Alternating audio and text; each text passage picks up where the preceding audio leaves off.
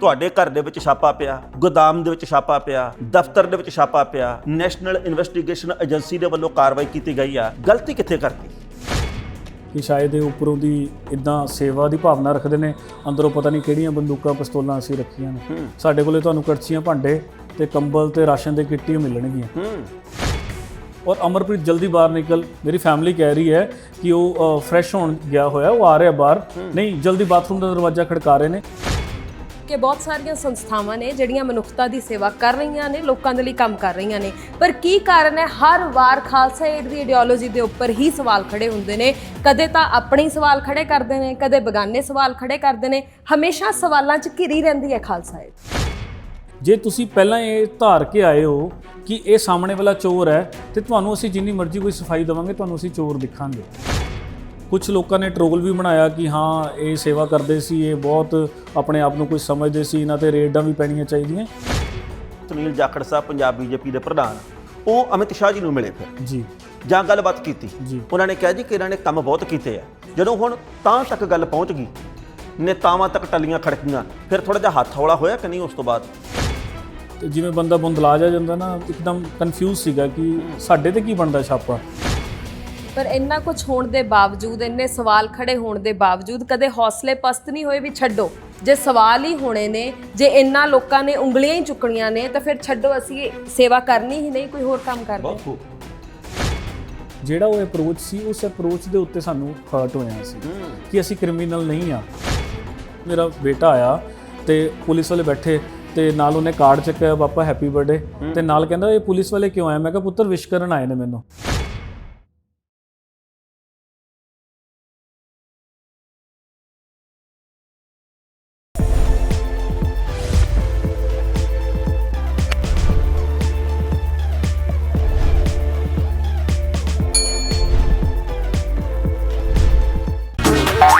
ਵੀ ਹਾਜ਼ਰ ਹੈ ਜੱਜ ਦਾ ਵਿਚਾਰ।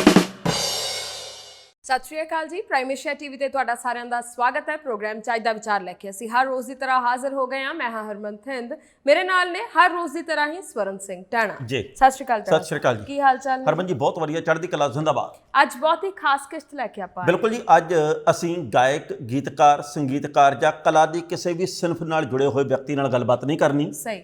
ਅਸੀਂ ਜਿਹੜੇ ਸਮਾਜ ਦੇ ਲਈ ਕੰਮ ਕਰਨ ਵਾਲੇ ਲੋਕ ਆ, ਉਹਨਾਂ ਦੇ ਵਿੱਚੋਂ ਇੱਕ ਨਾਲ ਗੱਲ ਕਰਨੀ ਆ। ਅਸੀਂ ਖਾਲਸਾ ਏਡ ਦੇ ਭਾਰਤ ਦੇ ਜਿਹੜੇ ਡਾਇਰੈਕਟਰ ਨੇ, ਮੇਰੇ ਤਾਂ ਸ਼ੁੱਧ ਪੰਜਾਬੀ ਦੇ ਵਿੱਚ ਮੈਂ ਤਾਂ ਸੰਚਾਲਕ ਹੀ ਕਹਿਣਾ ਹੁੰਦਾ ਸਭ ਨੂੰ, ਵੀ ਭਾਈ ਜਿਹੜੇ ਸੰਚਾਲਕ ਨੇ ਉਹਨਾਂ ਨਾਲ ਗੱਲ ਕਰਨੀ ਆ। ਜੋ ਖਾਲਸਾ ਏਡ ਭਾਰਤ ਦੇ ਡਾਇਰੈਕਟਰ ਨੇ ਸਰਦਾਰ ਅਮਰਪ੍ਰੀਤ ਸਿੰਘ, ਉਹਨਾਂ ਦੇ ਨਾਲ ਅਸੀਂ ਗੱਲਬਾਤ ਕਰਨੀ ਆ। ਖਾਲਸਾ ਏਡ ਨੇ ਸਮੇਂ-ਸਮੇਂ ਦੇ ਉੱਤੇ ਜਦੋਂ ਵੀ ਕਿਤੇ ਕੁਦਰਤੀ ਆਫਤ ਆਈ ਜਾਂ ਜਦੋਂ ਵੀ ਕਿਤੇ ਕੋਈ ਭੀੜ ਪਈ ਤਾਂ ਉਹਨਾਂ ਨੇ ਮੋਢੀ ਰੋਲ ਅਦਾ ਕੀਤਾ। ਸਹੀ। ਬਹੁਤ ਸਾਰੀਆਂ ਹੋਰ ਸੰਸਥਾਵਾਂ ਨੇ ਵੀ ਕੰਮ ਕੀਤਾ, ਉਹਨਾਂ ਦਾ ਵੀ ਅਸੀਂ ਬਹੁਤ-ਬਹੁਤ ਧੰਨਵਾਦ ਕਰਦੇ ਹਾਂ। ਜਿਵੇਂ ਸਿਆਣੇ ਕਹਿੰਦੇ ਹੁੰਦੇ, ਕੋਈ ਸੂਈ ਜੋਗਾ ਕੋਈ ਸਿਲਾਈ ਜੋਗਾ। ਖਾਲਸਾ ਏਡ ਦੇ ਜਿੰਨੇ ਵਸੀਲੇ ਆ ਇਹਨਾਂ ਨੇ ਕੰਮ ਕੀਤਾ। ਬਾਕੀ ਕੱਲੇ-ਕੱਲੇ ਵਿਅਕਤੀ ਨੇ, ਕੱਲੀ-ਕੱਲੀ ਸੰਸਥਾ ਨੇ, ਕੱਲੇ-ਕੱਲੇ ਰਾਜਨੀਤਿਕ ਪਾਰਟੀ ਨੇ, ਸਰਕਾਰਾਂ ਨੇ ਜਿੰਨਾ ਹੋ ਸਕਿਆ ਉਹ ਕੰਮ ਕੀਤਾ। ਪਰ ਪਿਛਲੇ ਕਈ ਦਿਨਾਂ ਤੋਂ ਖਾਲਸਾ ਏਡ ਦੇ ਬਾਬਤ ਕਈ ਤਰ੍ਹਾਂ ਦੀਆਂ ਖਬਰਾਂ ਆ ਰਹੀਆਂ ਜੀ। NIA ਦੇ ਵੱਲੋਂ ਛਾਪਾ ਮਾਰਨ ਤੋਂ ਬਾਅਦ ਕਈ ਤਰ੍ਹਾਂ ਦੀਆਂ ਖਬਰਾਂ ਆ ਰਹੀਆਂ। ਰਾਜਨੀਤੀ ਇੱਕ ਪਾਸੇ ਪੁੱਛਦੇ ਆ ਅਮਰਪ੍ਰੀਤ ਸਿੰਘ ਹੋਰਾਂ ਨੂੰ ਵੀ ਕਿਹੜੀਆਂ-ਕਿਹੜੀਆਂ ਗੱਲਾਂ ਸੀ, ਕਿਹੜੇ-ਕਿਹੜੇ ਕਾਰਨ ਨੇ ਜਿਹਦੇ ਕਰਕੇ ਛਾਪੇ ਪਏ ਆ, ਤੇ ਫਿਰ ਕਰਾਂਗੇ ਅਗਲੀਆਂ ਗੱਲਾਂ। ਜੀ ਬਿਲਕੁਲ। ਸੋ ਸਭ ਤੋਂ ਪਹਿਲਾਂ ਉਹਨਾਂ ਦਾ ਸਵਾਗਤ ਕਰਦੇ ਆ ਜੀ। ਬਹੁਤ-ਬਹੁਤ ਬਾਈ ਜੀ, ਸਵਾਗਤ ਕੀ ਹਾਲ ਨੇ? ਸਤਿ ਸ਼੍ਰੀ ਅਕਾਲ ਜੀ, ਚੜ੍ਹਦੀ ਕਲਾ ਧੰਨਵਾਦ ਜੀ। ਚੜ੍ਹਦੀ ਕਲਾ ਜੀ, ਜ਼ਿੰਦਾਬਾਦ ਹੋ। ਜਿੰਦਾਬਾਦ ਜੀ। ਹੌਸਲੇ ਕਿਵੇਂ ਆ?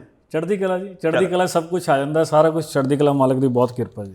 ਬਾਈ ਜੀ, ਪਹਿਲਾ ਸਵਾਲ ਇਹ ਹੀ ਆ ਵੀ ਖਾਲਸਾ ਏਡ ਨੂੰ ਅਸੀਂ ਕੰਮ ਕਰਦੇ ਵੇਨੇ ਆ, ਕਈ ਲੋਕ ਆਲੋਚਨਾ ਵੀ ਕਰਦੇ ਆ। ਚਲੋ ਆਲੋਚਨਾ ਹੁੰਦੀ ਵੀ ਆ, 100% ਦੀ ਕਿਸੇ ਵੀ ਬੰਦੇ ਦੇ ਨਾ ਤਾਂ ਹੱਕ ਦੇ ਵਿੱਚ ਹੁੰਦੇ ਲੋਕ ਤੇ ਨਾ ਵਿਰੋਧ ਦੇ ਵਿੱਚ ਹੁੰਦੇ ਆ। ਤੁਹਾਡੇ ਕੋਲੋਂ ਵੀ ਕਈ ਤਰ੍ਹਾਂ ਦੀਆਂ ਊਣਤਾਈਆਂ ਰਹੀਆਂ ਹੋਣੀਆਂ, ਪਰ ਵਿਰੋਧ ਕਰਨ ਵਾਲਾ ਸਵਾਲ ਇਸ ਬਾਅਦ ਦੇ ਵਿੱਚ ਕਰਾਂਗੇ। ਇਹ NIA ਦੇ ਛਾਪੇ ਨਾਲ ਸੰਬੰਧਿਤ ਕੀ ਜਾਣਕਾਰੀ ਹੈ? ਤੁਹਾਡੇ ਘਰ ਦੇ ਵਿੱਚ ਛਾਪਾ ਪਿਆ, ਗੋਦਾਮ ਦੇ ਵਿੱਚ ਛਾਪਾ ਪਿਆ, ਦਫ਼ਤਰ ਦੇ ਵਿੱਚ ਛਾਪਾ ਪਿਆ, ਨੈਸ਼ਨਲ ਇਨਵੈਸਟੀਗੇਸ਼ਨ ਏਜੰਸੀ ਦੇ ਵੱਲੋਂ ਕਾਰਵਾਈ ਕੀਤੀ ਗਈ ਆ, ਗਲਤੀ ਕਿੱਥੇ ਕਰਤੀ? ਦੇਖੋ, ਇਹ ਇੱਕ ਤਕਰੀਬਨ 1 ਤਰੀਕ ਦਾ ਦਿਨ ਸੀ, 1 ਅਗਸਤ ਦਾ, ਜਦੋਂ ਇਹ ਛਾਪਾ ਤਕਰੀਬਨ ਸਵੇਰੇ 5 ਵਜੇ ਸਭ ਤੋਂ ਪਹਿਲਾਂ ਮੇਰੇ ਘਰ ਦੇ ਵਿੱਚ ਘਰ ਪਹੁੰਚੇ ਤੇ ਨਾਲ ਪੂਰਾ ਉਹਨਾਂ ਦਾ ਸਟਾਫ ਸੀ, ਜੋ ਉਹਨਾਂ ਦਾ ਪ੍ਰੋਟੋਕੋਲ ਸੀ। ਉਸ ਦਿਨ ਮੇਰਾ ਜਨਮ ਦਿਨ ਸੀਗਾ ਤੇ ਸਵੇਰੇ 5 ਵਜੇ ਪਹਿਲਾਂ ਤਾਂ ਮੈਨੂੰ ਇਹ ਭੁਲੇਖਾ ਪਿਆ ਕਿ ਸ਼ਾਇਦ ਮੇਰੇ ਨਾਲ ਕੋਈ ਮਜ਼ਾਕ ਹੋ ਰਿਹਾ, ਵੀ ਬਾਹਰ ਗੇਟ ਜ਼ੋਰ-ਜ਼ੋਰ ਦਾ ਖੜਕ ਰਿਹਾ ਔਰ 10-12 ਬੰਦੇ ਖੜੇ ਨੇ, ਤੇ ਮੈਂ ਕਿਹਾ ਕੋਈ ਕੇਕ ਲੈ ਕੇ ਆਇਆ। ਸੋ ਮੈਂ ਪਰਿਵਾਰ ਨੂੰ ਕਿਹਾ ਵੀ ਤੁਸੀਂ ਚਲੇ ਜਾਓ, ਤੇ ਮੈਂ ਅੰਦਰ ਹੀ ਹਾਂ। ਤੇ ਪਰਿਵਾਰ ਗਿਆ ਤੇ ਦੇਖਿਆ ਕਹਿੰਦੇ ਪੁਲਿਸ ਆਈ ਹੈ। ਸੋ ਇੰਨੇ ਨੂੰ ਪੁਲਿਸ ਅੰਦਰ ਤੱਕ ਗੇਟ ਖੋਲ੍ਹਦੇ ਮੇਰੇ ਬਾਹਰ ਜਾਣ ਤੱਕ ਉਹ ਮੇਰੇ ਰੂਮ ਦੇ ਦਰਵਾਜ਼ੇ ਤੱਕ ਪਹੁੰਚ ਚੁੱਕੇ ਸੀਗੇ ਤੇ ਕਹਿੰਦੇ ਜਲਦੀ ਬਾਹਰ ਬੁਲਾਓ ਅਮਰਪ੍ਰੀਤ ਨੂੰ। ਉਹ ਆਪਣੇ ਆਈਡੀ ਦਿਖਾ ਰਹੇ ਸੀ, ਕੋਈ NIA ਤੋਂ, ਕੋਈ ਪੰਜਾਬ ਪੁਲਿਸ ਤੋਂ। ਸੋ ਮੈਂ ਸ਼ੌਕਡ ਸੀ ਕਿ ਇਹ ਕੀ ਹੋ ਰਿਹਾ, ਮੈਨੂੰ ਸਮਝ ਤੋਂ ਹੀ ਬਾਹਰ ਸੀਗਾ ਕਿ NIA ਉਹ ਵੀ ਸਵੇਰੇ ਇਸ ਦਿਨ ਤੇ ਮੇਰੇ ਘਰ, ਤੇ ਉਹ ਕਹਿੰਦੇ ਜੀ ਆਪਣਾ ਫੋਨ ਦਿਓ, ਅੱਛਾ ਹੋਰ ਤੁਹਾਡੇ ਘਰ 'ਚ ਕੀ ਸਮਾਨ ਹੈ, ਇਲੀਗਲ ਸਮਾਨ ਕੀ ਹੈ। ਤੇ ਇੰਨੇ ਨੂੰ ਉਹਨਾਂ ਨੇ ਮੈਨੂੰ ਆਪਣੇ ਇੱਕ ਰੂਮ 'ਚ ਬਿਠਾਇਆ ਤੇ ਮੇਰੇ ਮਦਰ ਨੂੰ, ਫਾਦਰ ਨੂੰ, ਮੇਰੀ ਵਾਈਫ ਨੂੰ ਅਲੱਗ-ਅਲੱਗ ਰੂਮਸ 'ਚ ਕਿਹਾ ਕਿ ਅਸੀਂ ਇਸ ਦੀ ਤਲਾਸ਼ੀ ਲੈਣੀ ਹੈ, ਉਸ ਦੀ ਤਲਾਸ਼ੀ ਲੈਣੀ ਹੈ। ਹਰ ਇੱਕ ਕਮਰੇ 'ਚ ਅਲੱਗ-ਅਲੱਗ ਸਟਾਫ ਹੈ ਜਿਹੜਾ, ਨਾਲ ਲੇਡੀ ਪੁਲਿਸ ਵੀ ਸੀ। ਉਹਨਾਂ ਨੇ ਜਿਹੜੀ ਛਾਪੇ ਮਾਰਨੀ, ਆਪਣਾ ਜੋ ਵੀ ਇਨਵੈਸਟੀਗੇਸ਼ਨ ਸੀ ਉਹ ਸਟਾਰਟ ਕਰ ਦਿੱਤੀ ਗਈ। ਬਟ ਬਹੁਤ ਮਤਲਬ like first of all mind ਦੇ ਵਿੱਚ ਘਰ ਇਹ ਆ ਰਿਹਾ ਸੀ ਕਿ ਮੈਂ ਰਾਤ ਨੂੰ 2 ਵਜੇ ਤਕਰੀਬਨ ਸੀ, ਜੋ ਅੱਜ ਪੰਜਾਬ ਹਰਿਆਣੇ 'ਚ ਹੜ੍ਹ ਦੀ ਮਾਰ ਆਪਾਂ ਝੇਲ ਰਹੇ ਹਾਂ ਤੇ ਉਸ 'ਚ ਸੇਵਾ ਚੱਲ ਰਹੀ ਸੀ। 2 ਵਜੇ ਰਾਤ ਨੂੰ ਘਰ ਆਇਆ ਸੀ ਤੇ ਕੀ ਇਹੋ ਜਿਹਾ ਕੀ ਹੋ ਗਿਆ ਇੱਕਦਮ ਕਿ ਰਾਤ ਨੂੰ ਛਾਪਾ ਮੇਰੇ ਘਰੇ ਪੈ ਰਿਹਾ, ਅਰਲੀ ਮਾਰਨਿੰਗ ਪੈ ਰਿਹਾ। ਤੇ ਜਿਵੇਂ ਬੰਦਾ ਬੁੰਦਲਾ ਜਾ ਜਾਂਦਾ ਨਾ, ਇੱਕਦਮ ਕਨਫਿਊਜ਼ ਸੀਗਾ ਕਿ ਸਾਡੇ ਤੇ ਕੀ ਬਣਦਾ ਛਾਪਾ। ਬਟ ਅਨਫੋਰਚੂਨੇਟਲੀ ਜਾਂ ਫੋਰਚੂਨੇਟਲੀ ਜੋ ਵੀ ਉਹਨਾਂ ਦਾ ਉਹ ਪਹੁੰਚੇ ਸੀ ਜਾਂ ਉਹਨਾਂ ਕੋਲ ਕੀ ਕਲੂ ਸੀਗਾ, ਉਹਨਾਂ ਨੇ ਆਪਣੀ ਇਨਵੈਸਟੀਗੇਸ਼ਨ ਕੀਤੀ। ਉਸ ਦੇ ਦੌਰਾਨ ਉਹ ਕਹਿੰਦੇ ਕਿ ਦਫ਼ਤਰ ਵੀ ਜਾਣਾ, ਅਸੀਂ ਵੇਅਰ ਹਾਊਸ ਵੀ ਦੇਖਣਾ। ਸੋ ਜਿਹੜਾ ਸਾਡੇ ਖਾਲਸਾ ਏਡ ਦੇ ਆਫਿਸ ਦੇ ਵਿੱਚ ਵੇਅਰ ਹਾਊਸ ਹੈ, ਉਸ 'ਚ ਉਹਨਾਂ ਨੇ ਚੈਕਿੰਗ ਕੀਤੀ। ਦਫ਼ਤਰ ਦੇ ਵਿਚਕਾਰ ਡਾਕੂਮੈਂਟਸ ਦੀ ਚੈਕਿੰਗ ਕੀਤੀ। ਫਿਰ ਜੋ ਉਹਨਾਂ ਨੂੰ ਨਾਲ ਮੇਰਾ ਮੋਬਾਈਲ ਕਹਿੰਦੇ ਸੀ ਲੈ ਕੇ ਜਾਣਾ ਸੀਜ਼ ਕਰਕੇ, ਉਹ ਲੈ ਕੇ ਗਏ। ਆਫਿਸ ਦੇ ਕੋਈ ਕਾਗਜ਼ ਸੀਗੇ ਉਹ ਉਹਨਾਂ ਨੇ ਨਾਲ ਆਪਣੇ ਕੈਰੀ ਕੀਤੇ। ਸੋ ਤਕਰੀਬਨ 5.5 ਘੰਟੇ ਉਹਨਾਂ ਨੇ ਲਗਾਏ ਘਰ ਤੇ ਦਫ਼ਤਰ ਨੂੰ ਮਿਲਾ ਕੇ, ਜਿਹੜਾ ਕਿ ਇਨਵੈਸਟੀਗੇਸ਼ਨ ਉਹਨਾਂ ਨੇ ਫਿਰ ਕਲੋਜ਼ ਕੀਤੀ। ਅੱਛਾ। ਤੇ ਉਸ ਤੋਂ ਬਾਅਦ ਰੌਲਾ ਬਹੁਤ ਵੱਡੇ ਪੱਧਰ ਦੇ ਉੱਪਰ ਪੈ ਗਿਆ ਤੇ ਇੱਕ ਵਾਰ ਫਿਰ ਤੋਂ ਖਾਲਸਾ ਏਡ ਦੇ ਉੱਪਰ ਉਂਗਲਾਂ ਚੁੱਕਣੀਆਂ ਲੋਕਾਂ ਨੇ ਸ਼ੁਰੂ ਕਰ ਦਿੱਤੀਆਂ। ਕੁਝ ਕੁ ਨੇ ਦੇਖੋ ਮਤਲਬ ਹਰ ਇੱਕ ਤਰ੍ਹਾਂ ਦੇ ਦੁਨੀਆ 'ਚ ਲੋਕ ਨੇ, ਹੈ ਨਾ। ਉਸ ਤੋਂ ਬਾਅਦ ਬਹੁਤ ਕੰਸਰਨ ਰੱਖਣ ਵਾਲੇ, ਜੋ ਸਾਨੂੰ ਸਪੋਰਟ ਦਿੰਦੇ ਨੇ, ਜੋ ਪਿਆਰ ਕਰਦੇ ਨੇ, ਉਹਨਾਂ ਦੇ ਫੋਨ ਮੈਸੇजेस ਨਾਲ ਦੇ ਟੀਮ ਮੈਂਬਰਸ ਨੂੰ, ਪਰਿਵਾਰ ਨੂੰ ਆਉਣੇ ਸ਼ੁਰੂ ਹੋ ਗਏ। ਲੋਕ ਇਕੱਠੇ ਹੋਣਾ ਸ਼ੁਰੂ ਹੋ ਗਏ। ਦਫ਼ਤਰ ਦੇ ਬਾਹਰ ਬਹੁਤ ਰਸ਼ ਹੋ ਗਿਆ ਔਰ ਸਾਰੇ ਇਸ ਗੱਲ ਦੇ ਉੱਤੇ ਮਤਲਬ ਕੁਐਸਚਨ ਸੀਗੇ ਵੀ ਇੱਦਾਂ ਦਾ ਕੀ ਹੋ ਗਿਆ ਕਿ ਜਿਹੜੀ ਮਤਲਬ ਭਾਰਤ ਦੀ ਸਭ ਤੋਂ ਵੱਡੀ ਏਜੰਸੀ ਜਿਹੜੀ ਉਹ ਖਾਲਸਾ ਏਡ ਦੇ ਇਨਵੈਸਟੀਗੇਸ਼ਨ ਕਰ ਰਹੀ ਹੈ। ਕਿਉਂਕਿ ਉਹ ਏਜੰਸੀ ਦਾ ਬੇਸਿਕਲੀ ਕੰਮ ਹੈ ਕਿ ਐਂਟੀ ਨੈਸ਼ਨਲ ਐਕਟੀਵਿਟੀਜ਼ ਨੂੰ ਵਾਚ ਆਊਟ ਕਰਨਾ, ਜੋ ਕਿ ਦੇਸ਼ ਵਿਦੇਸ਼ ਦੇ ਕੋਈ ਇਹੋ ਜਿਹੇ ਕਨੈਕਸ਼ਨਸ ਜਾਂ ਕੋਈ ਭਾਰਤ ਦੇ ਵਿਚਕਾਰ ਕੋਈ ਗਤੀਵਿਧੀਆਂ ਗਲਤ ਰੂਪ 'ਚ ਚੱਲ ਰਹੀਆਂ ਹੋਣ ਤੇ ਉਹਨਾਂ ਦੇ ਉੱਤੇ ਜਾਂਚ ਕਰਨਾ। ਤੇ ਖਾਲਸਾ ਏਡ ਤਾਂ ਸੇਵਾ ਕਰ ਰਹੀ ਹੈ। ਸੋ ਉਸ ਦੇ ਨਾਲ ਹੀ ਕੁਝ ਲੋਕਾਂ ਨੇ ਟਰੋਲ ਵੀ ਬਣਾਇਆ ਕਿ ਹਾਂ ਇਹ ਸੇਵਾ ਕਰਦੇ ਸੀ, ਇਹ ਬਹੁਤ ਆਪਣੇ ਆਪ ਨੂੰ ਕੁਝ ਸਮਝਦੇ ਸੀ, ਇਹਨਾਂ 'ਤੇ ਰੇਡਾਂ ਵੀ ਪੈਣੀਆਂ ਚਾਹੀਦੀਆਂ। ਸੋ ਉਹ ਵੀ ਇੱਕ ਲੌਬੀ ਸੀ ਜਿਨ੍ਹਾਂ ਨੇ ਆਪਣਾ ਜਿਹੜਾ ਜੋ ਉਹਨਾਂ ਦੀ ਜੌਬ ਹੈ ਉਹਨਾਂ ਨੇ ਕਰਨੀ ਸ਼ੁਰੂ ਕਰ ਦਿੱਤੀ। ਪਰ ਹੁਣ ਸਵਾਲ ਇਹ ਪੈਦਾ ਹੁੰਦਾ ਵੀ ਸੰਸਥਾਵਾਂ ਤਾਂ ਬਹੁਤ ਸਾਰੀਆਂ ਨਿੱਠ ਕੇ ਕੰਮ ਵੀ ਕਰਦੀਆਂ ਜੀ, ਕਈ ਵਿੱਚੋਂ ਕੁੰਡੀ ਕੰਡੀ ਵੀ ਲਾਉਂਦੀਆਂ ਹੋਣੀਆਂ ਮੇਰਾ ਖਿਆਲ। ਪਰ ਤੁਸੀਂ ਹੀ ਨਿਸ਼ਾਨੇ ਦੇ ਉੱਤੇ ਕਿਉਂ ਰਹਿੰਦੇ ਆ? ਸਵਾਲ ਤਾਂ ਬਹੁਤ ਵੱਡਾ ਇਹ ਆ, ਮੈਂ ਨਹੀਂ ਕਹਿੰਦਾ ਮੇਰੇ ਨਿਸ਼ਾਨੇ ਦੇ ਉੱਤੇ ਤਾਂ ਹੈ ਨਹੀਂ, ਪਰ ਬਹੁਤ ਸਾਰੇ ਲੋਕਾਂ ਦੇ ਨਿਸ਼ਾਨੇ ਉੱਤੇ ਖਾਲਸਾ ਏਡ ਵੀ ਰਹਿੰਦੀ ਹੈ, ਸਰਦਾਰ ਰਵੀ ਸਿੰਘ ਹੋਰੀ ਵੀ ਰਹਿੰਦੇ ਆ, ਤੇ ਸਮੇਂ-ਸਮੇਂ ਤੇ ਸਵਾਲ ਹੁੰਦੇ ਨੇ। ਇਹ ਦੇਖੋ ਸਵਾਲ ਕਰਨਾ ਹਰ ਇੱਕ ਦਾ ਇੱਕ ਨਿੱਜੀ ਅਧਿਕਾਰ ਹੈ, ਕੋਈ ਵੀ ਸਾਨੂੰ ਸਵਾਲ ਕਰ ਸਕਦਾ, ਬਟ ਸਵਾਲ ਕਰਨ ਦਾ ਲਹਿਜਾ ਇੰਪੋਰਟੈਂਟ ਹੁੰਦਾ। ਅੱਜ ਚਾਹੇ ਉਹ NIA ਹੈ, ਚਾਹੇ ਉਹ ਕੋਈ ਸਟੇਟ ਦੀ ਇੰਟੈਲੀਜੈਂਸ ਹੈ, ਕੋਈ CID ਹੈ, ਕੋਈ ਵੀ ਇਨਵੈਸਟੀਗੇਸ਼ਨ ਏਜੰਸੀ ਹੈ, ਚਾਹੇ ਕੋਈ ਤੁਸੀਂ ਹੋ, ਚਾਹੇ ਕੋਈ ਇੰਡੀਵਿਜੂਅਲ, ਕੋਈ ਵੀ ਪਰਸਨ XYZ ਜਿਹੜਾ ਸਾਨੂੰ ਜਾਣਦਾ ਵੀ ਨਹੀਂ, ਜਿਹੜਾ ਸਾਨੂੰ ਡੋਨੇਸ਼ਨ ਵੀ ਨਹੀਂ ਦਿੰਦਾ, ਸਵਾਲ ਕਰਨ ਦਾ ਅਧਿਕਾਰ ਉਹਨਾਂ ਨੂੰ ਵੀ ਹੈ। ਬਟ ਇੱਥੇ ਸਵਾਲ ਇਹ ਆਉਂਦਾ ਕਿ ਸਵਾਲ ਕਰਨ ਦਾ ਤੁਹਾਡਾ ਲਹਿਜਾ ਕਿਸ ਤਰੀਕੇ ਦਾ, ਤੁਸੀਂ ਕਿਸ ਮਤਲਬ ਅਪਰੋਚ ਦੇ ਨਾਲ ਸਾਡੇ ਤੱਕ ਰੀਚ ਕਰ ਰਹੇ ਹੋ। ਜੇ ਤੁਸੀਂ ਪਹਿਲਾਂ ਇਹ ਧਾਰ ਕੇ ਆਏ ਹੋ ਕਿ ਇਹ ਸਾਹਮਣੇ ਵਾਲਾ ਚੋਰ ਹੈ ਤੇ ਤੁਹਾਨੂੰ ਅਸੀਂ ਜਿੰਨੀ ਮਰਜ਼ੀ ਕੋਈ ਸਫਾਈ ਦੇਵਾਂਗੇ ਤੁਹਾਨੂੰ ਅਸੀਂ ਚੋਰ ਦਿਖਾਂਗੇ, ਕਿਉਂਕਿ ਤੁਹਾਡਾ ਮਾਈਂਡ ਸੈਟ ਹੈ, ਇਹ ਸਾਈਕੋਲੋਜੀ ਕੰਮ ਕਰਦੀ ਹੈ। ਇੱਥੇ ਇਨਵੈਸਟੀਗੇਸ਼ਨ ਪਹਿਲੀ ਵਾਰ ਨਹੀਂ ਹੋ ਰਹੀ ਖਾਲਸਾ ਏਡ ਦੀ। NIA ਨੇ ਪਹਿਲੀ ਵਾਰ ਨਹੀਂ ਸੱਦਿਆ ਖਾਲਸਾ ਏਡ ਨੂੰ। ਕਿਸਾਨੀ ਮੋਰਚੇ 'ਚ ਵੀ ਮੈਨੂੰ ਵੀ ਨੋਟਿਸ ਆਇਆ, ਸਾਡੇ ਹੋਰ ਮੈਂਬਰ ਵੀ ਜਾ ਕੇ ਆਏ। CID, ਇੰਟੈਲੀਜੈਂਸ, ਸਟੇਟ, ਹਰ ਇੱਕ ਬੰਦਾ ਸਾਡੇ ਤੱਕ ਰੀਚ ਕਰਦਾ, ਇਨਫੋਰਮੇਸ਼ਨ ਲੈਂਦਾ, ਚਲਾ ਜਾਂਦਾ, ਸਾਨੂੰ ਬੁਲਾਉਂਦਾ, ਅਸੀਂ ਚਲੇ ਜਾਂਦੇ। ਇਸ ਵਾਰ ਇਹ ਕਿਉਂ ਇਸ਼ੂ ਬਣ ਰਿਹਾ? ਇਸ ਵਾਰ ਇਹ ਇਸ਼ੂ ਇਸ ਕਰਕੇ ਬਣ ਰਿਹਾ ਕਿ ਉਹਨਾਂ ਦੀ ਅਪਰੋਚ ਜਿਸ ਤਰੀਕੇ ਦੇ ਨਾਲ ਹੋਈ, ਜਿਸ ਤਰੀਕੇ ਨਾਲ ਉਹ ਸਵੇਰੇ 5 ਵਜੇ ਇੰਨੇ ਪੁਲਿਸ ਵਾਲੇ ਲੈ ਕੇ ਛਾਪਾ ਮਾਰਨ ਆਏ, ਹੱਥ ਘੜੀਆਂ ਫੜੀਆਂ ਹੋਈਆਂ, ਆਮ ਸੀਗੇ ਉਹਨਾਂ ਕੋਲੇ, ਜੋ ਉਹਨਾਂ ਦੀ ਡਿਊਟੀ ਹੈ, ਚਾਹੇ ਉਹਨਾਂ ਨੇ ਡਾਂਗਾ ਫੜੀਆਂ, ਬਟ ਸਾਡੇ ਲਈ ਐਜ਼ ਅ ਸਧਾਰਨ ਘਰ, ਸਾਡਾ ਸਾਰੇ ਪਰਿਵਾਰ ਅਸੀਂ ਬੈਠੇ ਹਾਂ, ਸਾਡੀ ਫੈਮਿਲੀ ਹੈ, ਅਸੀਂ ਸ਼ੌਕਡ 'ਚ ਚਲੇ ਗਏ ਕਿ ਇਹੋ ਜਿਹਾ ਕਿਹੜਾ ਕੰਮ ਕਰਤਾ ਕਿ ਜੇ ਇਹਨਾਂ ਨੂੰ ਇੰਨੀ ਵੱਡੇ ਪੱਧਰ ਤੇ ਸਿਕਿਉਰਿਟੀ ਲੈ ਕੇ ਸਾਡੇ ਘਰ ਐਂਟਰ ਕਰਨ ਦੀ ਲੋੜ ਪੈ ਗਈ। ਹੱਥ ਕੜੀਆਂ ਉਹਨਾਂ ਦੇ ਕੋਲ ਆ ਤੇ ਫਿਰ ਤੁਹਾਨੂੰ ਲਾ ਲੀਆਂ? ਨਹੀਂ, ਲਾਈਆਂ ਨਹੀਂ, ਉਹਨਾਂ ਨੇ ਫੜੀਆਂ ਹੋਈਆਂ। ਮਤਲਬ ਲਾਈਕ ਜਿਵੇਂ ਤੁਸੀਂ ਕਿਸੇ ਨੂੰ ਅਰੈਸਟ ਕਰਨ ਆਉਂਦੇ ਹੋ ਉਸ ਤਰੀਕੇ ਦੇ ਨਾਲ ਆਪਾਂ ਜਿਵੇਂ ਫਿਲਮ 'ਚ ਦੇਖਦੇ ਹਾਂ, ਉਹ ਮੇਰੇ ਲਈ ਇੱਕ ਮਤਲਬ ਐ ਫਿਲਮ ਚੱਲ ਰਹੀ ਸੀ ਕਿ ਇਹ ਹੋਇਆ ਕੀ ਹੈ, ਮੇਰੇ ਦਰਵਾਜ਼ੇ ਤੇ ਮਤਲਬ ਮੇਨ ਗੇਟ ਤੋਂ ਆ ਕੇ ਮੇਰੇ ਰੂਮ ਦੇ ਡੋਰ ਤੇ ਖੜੇ ਨੇ ਔਰ ਅਮਰਪ੍ਰੀਤ ਜਲਦੀ ਬਾਹਰ ਨਿਕਲ, ਮੇਰੀ ਫੈਮਿਲੀ ਕਹਿ ਰਹੀ ਹੈ ਕਿ ਉਹ ਫਰੈਸ਼ ਹੋਣ ਗਿਆ ਹੋਇਆ, ਉਹ ਆ ਰਿਹਾ ਬਾਹਰ, ਨਹੀਂ ਜਲਦੀ ਬਾਥਰੂਮ ਦਾ ਦਰਵਾਜ਼ਾ ਖੜਕਾ ਰਹੇ ਨੇ। ਸੋ ਉਹ ਜਿਹੜਾ ਇੱਕ ਮਾਹੌਲ ਕ੍ਰੀਏਟ ਕੀਤਾ ਗਿਆ, ਜਿਹੜੀ ਆਪਾਂ ਗੱਲ ਕਰ ਰਹੇ ਹਾਂ ਸਵਾਲ ਦੀ, ਮੈਂ ਇਹ ਗੱਲ ਕਹਿਣਾ ਕਿ ਸਵਾਲ ਜੀ ਸਦਕੇ ਪੁੱਛੋ। NIA ਨੇ ਉਸ ਦਿਨ ਦੀ ਇਨਵੈਸਟੀਗੇਸ਼ਨ ਤੋਂ ਬਾਅਦ ਮੈਨੂੰ 3 ਤਰੀਕ ਦਾ ਨੋਟਿਸ ਦੇ ਕੇ ਗਏ ਕਿ ਤੁਸੀਂ ਦਿੱਲੀ ਆਉਣਾ। ਅਸੀਂ ਦਿੱਲੀ ਗਏ, ਉਹਨਾਂ ਨੇ 8-9 ਘੰਟੇ ਉੱਥੇ ਬੁਲਾਇਆ, ਬਿਠਾਇਆ, ਸਵਾਲ ਕੀਤੇ, ਅਸੀਂ ਵਾਪਸ ਆ ਗਏ। ਬਟ ਅਪਰੋਚ ਬਹੁਤ ਇੰਪੋਰਟੈਂਟ ਹੈ। ਇਹ ਇਕੱਲੇ ਸਵਾਲ ਕਰਨ 'ਚ ਨਹੀਂ, ਕਿਸੇ ਦੇ ਨਾਲ ਤੁਸੀਂ ਕਿਸ ਤਰ੍ਹਾਂ ਵਰਤਦੇ ਹੋ, ਤੁਹਾਡਾ ਪਰਿਵਾਰ ਹੈ, ਤੁਹਾਡਾ ਪ੍ਰੋਫੈਸ਼ਨ ਹੈ, ਹਰ ਇੱਕ ਜਗ੍ਹਾ ਤੇ ਆਪਾਂ ਕਹਿੰਦੇ ਪ੍ਰੋਫੈਸ਼ਨਲਿਜ਼ਮ ਹੋਣਾ ਚਾਹੀਦਾ। ਉਹ ਪ੍ਰੋਫੈਸ਼ਨਲਿਜ਼ਮ ਹਰ ਇੱਕ ਨੂੰ ਚਾਹੀਦਾ ਹੈ। ਤੁਹਾਨੂੰ ਕੀ ਪੁੱਛਿਆ 8-9 ਘੰਟਿਆਂ ਦੇ ਵਿੱਚ? 8-9 ਘੰਟੇ 'ਚ ਪਹਿਲਾਂ ਤਾਂ ਕੁਝ ਸਮੇਂ ਅਸੀਂ ਬੈਠੇ ਰਹੇ, ਬਟ ਕੁਝ ਸਮੇਂ ਫਿਰ ਉਹਨਾਂ ਦੇ ਕੁਝ ਅਫਸਰ ਆਉਂਦੇ ਸੀਗੇ, ਉਹ ਆਪਣੀ ਇਨਵੈਸਟੀਗੇਸ਼ਨ ਕਰਦੇ ਸੀਗੇ, ਉਹਨਾਂ ਦੇ ਸਵਾਲ ਅਲੱਗ ਹੁੰਦੇ ਸੀ। ਫਿਰ ਇਹਨਾਂ ਦੇ ਮਹਿਕਮੇ ਦੇ ਵਿਚਕਾਰ ਹੀ ਅਲੱਗ-ਅਲੱਗ ਕੈਟਾਗਰੀਜ਼ ਦੇ ਬੰਦੇ ਸੀ ਜਿਨ੍ਹਾਂ ਨੇ ਅਲੱਗ-ਅਲੱਗ ਤਰੀਕੇ ਦੇ ਸਵਾਲ ਪੁੱਛਣੇ। ਕੋਈ ਫੰਡਿੰਗ ਨੂੰ ਲੈ ਕੇ ਸਵਾਲ ਨੇ, ਕੋਈ ਸਾਡੇ ਕਾਰਜਾਂ ਨੂੰ ਲੈ ਕੇ ਸਵਾਲ ਨੇ ਕਿ ਤੁਹਾਡੇ ਪ੍ਰੋਜੈਕਟਸ ਇਹ ਕਿਵੇਂ ਚੱਲ ਰਹੇ ਨੇ, ਇਹਨਾਂ ਤੇ ਫੰਡਿੰਗ ਕਿਵੇਂ ਆਉਂਦੀ ਹੈ। ਕੁਝ ਆਈਡੀਓਲੋਜੀ ਨੂੰ ਲੈ ਕੇ ਸਵਾਲ ਸੀਗੇ ਕਿ ਤੁਹਾਡੀ ਦੇਸ਼ ਦੇ ਪ੍ਰਤੀ ਆਈਡੀਓਲੋਜੀ ਕੀ ਹੈ, ਤੁਹਾਡੀ ਮਤਲਬ ਲਾਈਕ ਤੁਹਾਡੀ ਐਕਟੀਵਿਟੀਜ਼ ਕਿਸ ਤਰ੍ਹਾਂ ਦੀਆਂ, ਤੁਸੀਂ ਇੱਕ ਕਮਿਊਨਿਟੀ ਨੂੰ ਸਰਵ ਕਰਦੇ ਹੋ, ਦੂਜਿਆਂ ਨੂੰ ਇੱਦਾਂ ਕਰਦੇ ਹੋ, ਇਹਨਾਂ ਨੂੰ ਕਿਉਂ ਨਹੀਂ ਕਰਦੇ। ਸੋ ਇਸ ਤਰ੍ਹਾਂ ਦੇ ਬੇਸਿਕ ਜੀ ਜਿਹੜੀ ਕੁਐਰੀ ਸੀ, ਉੱਥੇ ਜਾ ਕੇ ਮੈਨੂੰ ਪ੍ਰੋਫੈਸ਼ਨਲਿਜ਼ਮ ਲੱਗਿਆ। ਉੱਥੇ ਜਾ ਕੇ ਮੈਨੂੰ ਲੱਗਿਆ ਕਿ ਇਹਨਾਂ ਦਾ ਜਿਹੜਾ ਲਹਿਜਾ ਹੈ ਉਹ ਇੱਕ ਪ੍ਰੋਫੈਸ਼ਨਲ ਬੰਦਿਆਂ ਵਰਗਾ ਹੈ, ਵੀ ਪ੍ਰੋਪਰਲੀ ਉਹਨਾਂ ਨੇ ਕੰਫਰਟੇਬਲ ਹੋ ਕੇ ਗੱਲਬਾਤ ਸੁਣੀ ਔਰ ਸਵਾਲ ਕੀਤੇ। ਚਾਹੇ 8 ਘੰਟੇ ਕੀਤੇ, ਕੋਈ ਪ੍ਰੋਬਲਮ ਨਹੀਂ ਸੀ। ਬਟ ਜਿਹੜੇ ਘਰ 'ਚ ਆ ਕੇ ਚਾਹੇ 5 ਘੰਟੇ ਬੈਠੇ, ਚਾਹੇ 3 ਘੰਟੇ ਬੈਠੇ, ਜਿਹੜਾ ਉਹ ਅਪਰੋਚ ਸੀ, ਉਸ ਅਪਰੋਚ ਦੇ ਉੱਤੇ ਸਾਨੂੰ ਹਰਟ ਹੋਇਆ ਸੀ ਕਿ ਅਸੀਂ ਕ੍ਰਿਮੀਨਲ ਨਹੀਂ ਆ। ਤੁਸੀਂ ਅਗਰ ਸਾਨੂੰ ਕਹਿੰਦੇ ਕਿ ਸਵੇਰੇ 5 ਵਜੇ ਰਿਪੋਰਟ ਕਰਨਾ NIA, ਅਸੀਂ ਆਪ ਖੁਦ ਚੱਲ ਕੇ ਆ ਜਾਂਦੇ। ਚਾਹੇ 4 ਵਜੇ ਕਰਨਾ ਸੀ, 4 ਵਜੇ ਆ ਜਾਂਦੇ। ਅਸੀਂ ਤਾਂ ਹਾਜ਼ਰ ਆ ਨਾ, ਅਸੀਂ ਤਾਂ ਕੋਆਪਰੇਟ ਕਰ ਰਹੇ ਹਾਂ, ਕਿਉਂਕਿ ਅਸੀਂ ਕਿਸੇ ਦੇਸ਼ ਦੇ ਖਿਲਾਫ ਜਾਂ ਅਸੀਂ ਕਿਸੇ ਧਰਮ ਦੇ ਖਿਲਾਫ, ਕਿਸੇ ਮਜ਼ਹਬ ਦੇ ਖਿਲਾਫ, ਕਿਸੇ ਜਾਤ ਦੇ ਖਿਲਾਫ ਤਾਂ ਕੰਮ ਹੀ ਨਹੀਂ ਕਰ ਰਹੇ। ਜਦੋਂ ਤੁਹਾਨੂੰ ਆਈਡੀਓਲੋਜੀ ਦੇ ਬਾਰੇ ਪੁੱਛਿਆ, ਫਿਰ ਤੁਸੀਂ ਕੀ ਉੱਤਰ ਦਿੱਤਾ? ਮੇਰਾ ਉੱਤਰ ਸੀ ਆਈਡੀਓਲੋਜੀ, ਮੈਂ ਜੋ ਕਹਾਂਗਾ ਤੁਸੀਂ ਮੇਰੀ ਗੱਲ ਤੇ ਵਿਸ਼ਵਾਸ ਕਰੋਗੇ। ਮੈਂ ਕਾਊਂਟਰ ਕੁਐਸਚਨ ਕੀਤਾ। ਅੱਛਾ ਜੀ। ਮੈਂ ਕਿਹਾ ਤੁਸੀਂ ਮੇਰੀ ਆਈਡੀਓਲੋਜੀ ਪੁੱਛ ਰਹੇ ਹੋ, ਮੈਂ ਕਹਿੰਦਾ ਮੇਰੀ ਆਈਡੀਓਲੋਜੀ ਹਿਊਮੈਨਿਟੇਰੀਅਨ ਸੇਵਾ ਕਰਨ ਦੀ ਹੈ। ਮੇਰੀ ਹੈ ਕਿ ਮੇਰੇ ਲਈ ਸਾਰੇ ਧਰਮ ਇੱਕੋ ਨੇ। ਮੇਰਾ ਇਸ ਲਾਈਨ 'ਚ ਆਨਸਰ ਖਤਮ ਹੋ ਜਾਂਦਾ। ਪਰ ਤੁਸੀਂ ਫਿਰ ਵੀ ਕੁਐਸਚਨ ਕਰ ਰਹੇ ਹੋ, ਤਾਂ ਮੈਂ ਇਹ ਆਨਸਰ ਨਹੀਂ ਦੇ ਸਕਦਾ, ਮੇਰੀ ਐਕਟੀਵਿਟੀਜ਼ ਆਨਸਰ ਦੇ ਸਕਦੀਆਂ। ਤੁਸੀਂ ਉਹਨਾਂ ਲੋਕਾਂ ਤੋਂ ਪੁੱਛੋ ਜਿਨ੍ਹਾਂ ਨੂੰ ਅਸੀਂ ਉਹਨਾਂ ਨੂੰ ਕਿਸ਼ਤੀਆਂ ਤੇ ਬਿਠਾ ਕੇ ਉਹਨਾਂ ਦੀਆਂ ਜਾਨਾਂ ਬਚਾਈਆਂ ਨੇ। ਉਹਨਾਂ ਲੋਕਾਂ ਨੂੰ ਪੁੱਛੋ ਜਿਨ੍ਹਾਂ ਦੇ ਘਰ ਤੇ ਛੱਤ ਪਈ ਹੈ। ਉਹਨਾਂ ਲੋਕਾਂ ਨੂੰ ਪੁੱਛੋ ਜਿਨ੍ਹਾਂ ਦੇ ਬੱਚਿਆਂ ਦੀ ਪੜ੍ਹਾਈਆਂ ਪਿਛਲੇ 5-5 ਸਾਲਾਂ ਤੋਂ ਪੜ੍ਹਾ ਰਹੇ ਹਾਂ। ਉਹਨਾਂ ਨੂੰ ਪੁੱਛੋ ਜਿਹੜੇ ਫ੍ਰੀ ਟਿਊਸ਼ਨ ਸਾਡੇ ਸੈਂਟਰਾਂ ਤੋਂ ਲੈ ਰਹੇ ਨੇ।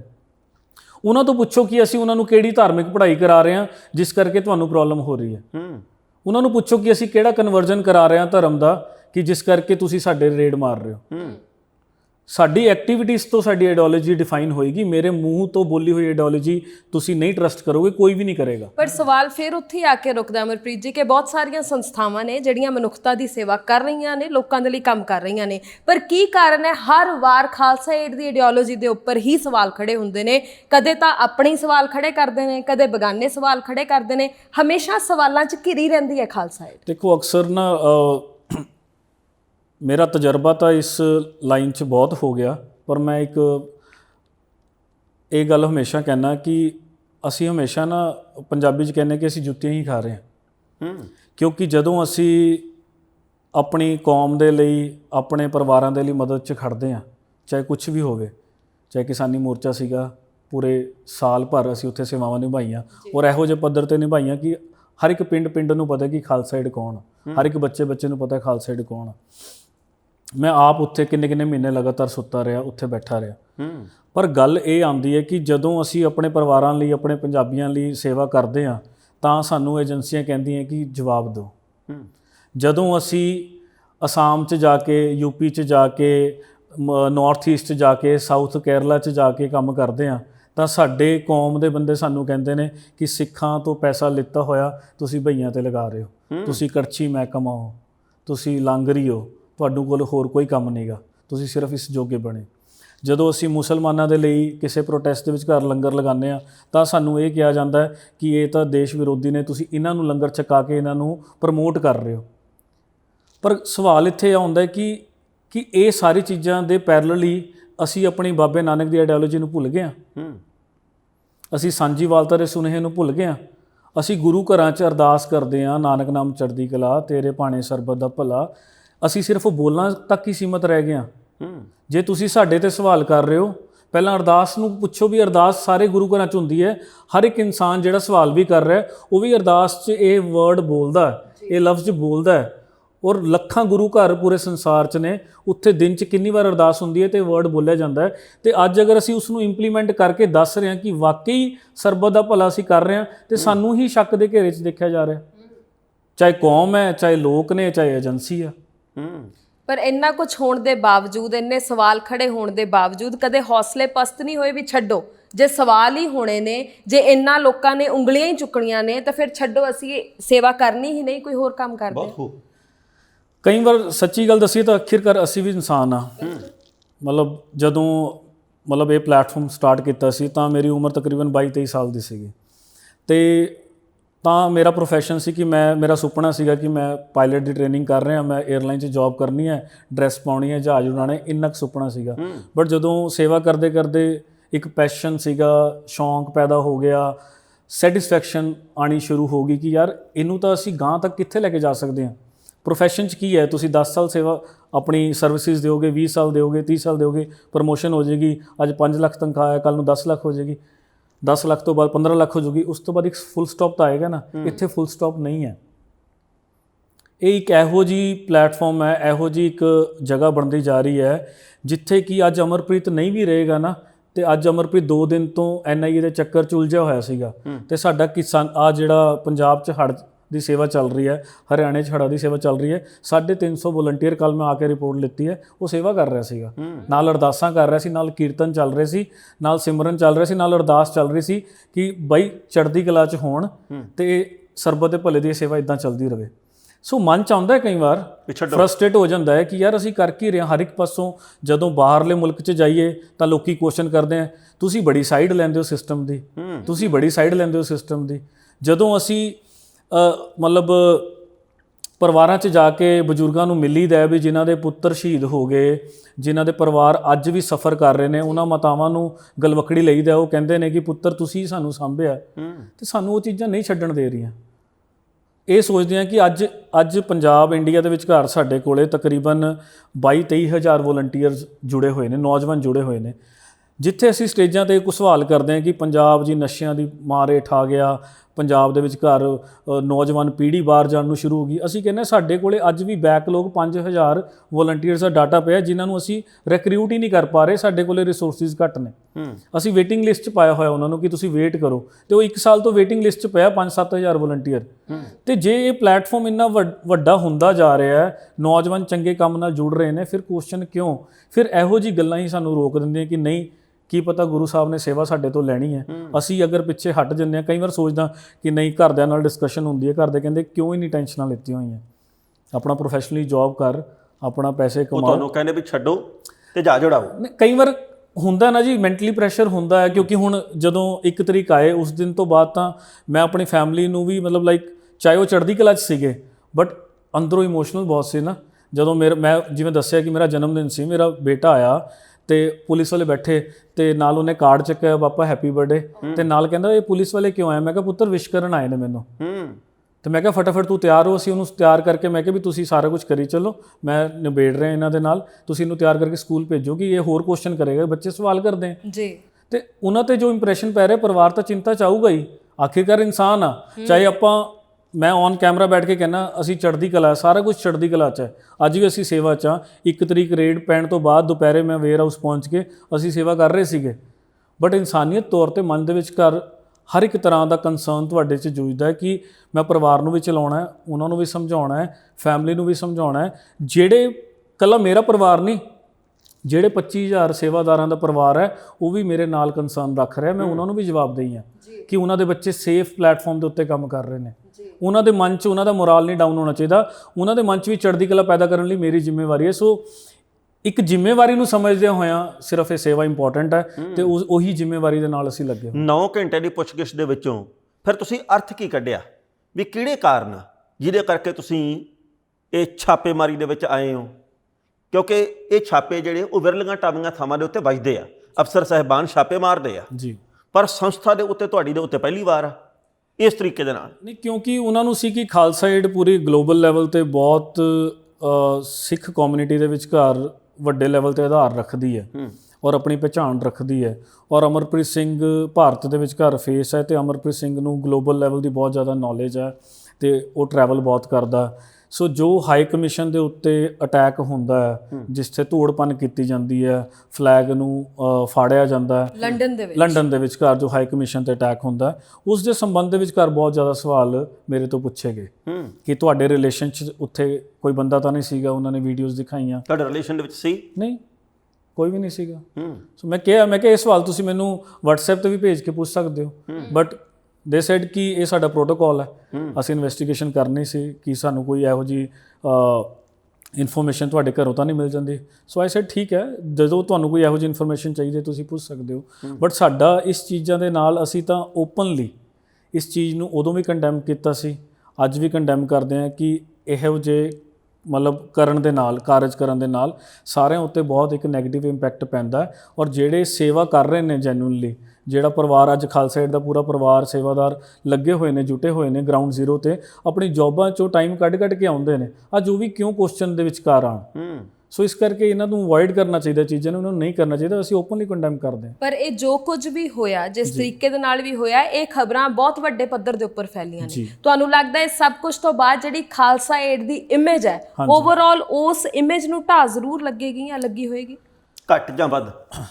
ਦੇਖੋ, ਕਈ ਚੀਜ਼ਾਂ ਕਹਿੰਦੇ ਆ ਨਾ ਕਿ ਢਾਹ ਲਾਉਣ ਦੀ ਕੋਸ਼ਿਸ਼ ਕੀਤੀ ਜਾਂਦੀ ਹੈ, ਬਟ ਆਪਾਂ ਕਹਿੰਦੇ ਕਿ ਪਰਮਾਤਮਾ ਵਿਚਕਾਰ ਵਰਤ ਰਿਹਾ ਹੁੰਦਾ, ਔਰ ਪਰਮਾਤਮਾ ਨੇ ਵਿਚਕਾਰ ਵਰਤ ਕੇ ਦਿਖਾਇਆ ਕਿ ਖਾਲਸਾ ਏਡ ਦੇ ਨਾਲ ਹੋਰ ਲੋਕਾਂ ਨੇ। ਔਰ ਅੱਜ ਮੈਂ ਗੱਲ ਕਰ ਰਿਹਾ ਸੀਗਾ ਰਸਤੇ 'ਚ ਆਉਂਦੇ ਤੁਹਾਡੇ ਕੋਲੇ, ਤੇ ਮੈਨੂੰ ਮੇਰਾ ਫ਼ੋਨ ਨੰਬਰ ਹਜੇ ਚੱਲਿਆ ਨਹੀਂ ਸੀਗਾ, ਤੇ ਮੈਨੂੰ ਨਾਲ ਦੇ ਦੋਸਤਾਂ ਦੇ ਫ਼ੋਨ ਆ ਰਹੇ ਨੇ, ਕੋਈ ਫਲਾਣਾ ਜੱਜ ਬੋਲ ਰਿਹਾ, ਕੋਈ ਫਲਾਣਾ ਵਕੀਲ ਹੈ, ਕੋਈ ਵੱਡੀ ਕਾਰਪੋਰੇਟ ਕੰਪਨੀ ਤੋਂ ਫ਼ੋਨ ਆ ਰਿਹਾ ਕਿ ਅਸੀਂ ਤੁਹਾਡੇ ਡੋਨਰਸ ਹਾਂ, ਸਾਨੂੰ ਤਾਂ ਦੱਸੋ ਹੋਰ ਕਿੰਨੀ ਸਪੋਰਟ ਚਾਹੀਦੀ ਹੈ। ਸੋ ਜਿੱਥੇ ਕੰਮ ਤੁਹਾਡਾ ਬੋਲਦਾ ਨਾ, ਉੱਥੇ ਸ਼ਬਦ ਨਹੀਂ ਕੰਮ ਕਰਦੇ। ਅੱਜ ਖਾਲਸਾ ਏਡ ਦਾ ਕੰਮ ਬੋਲ ਰਿਹਾ, ਮੈਨੂੰ ਬੋਲਣ ਦੀ ਲੋੜ ਨਹੀਂ ਪੈ ਰਹੀ।